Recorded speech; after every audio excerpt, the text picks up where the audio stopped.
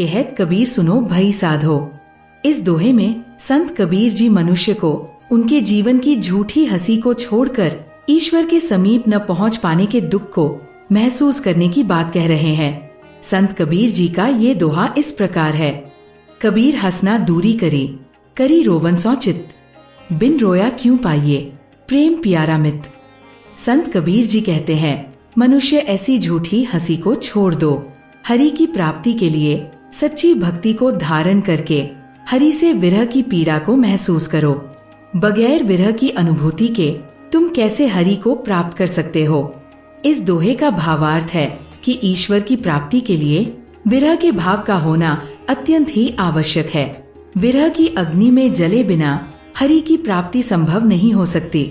सांसारिक सुखों का त्याग करके ईश्वर से मिलन का प्रयत्न करने पर ही हरि की प्राप्ति हो सकती है। हृदय की गहराई से विरह की अनुभूति को ग्रहण करे बिना कोई कैसे उस प्रभु को प्राप्त कर सकता है। बगैर रुदन किए विरह की अग्नि में जले बिना ईश्वर की प्राप्ति संभव नहीं हो सकती। इसी पर संत कबीर जी ने कहा है, कबीर हंसना दूरी करी रोवन सौ चित, बिन रोया क्यों पाइए प्रेम प्यारा मित।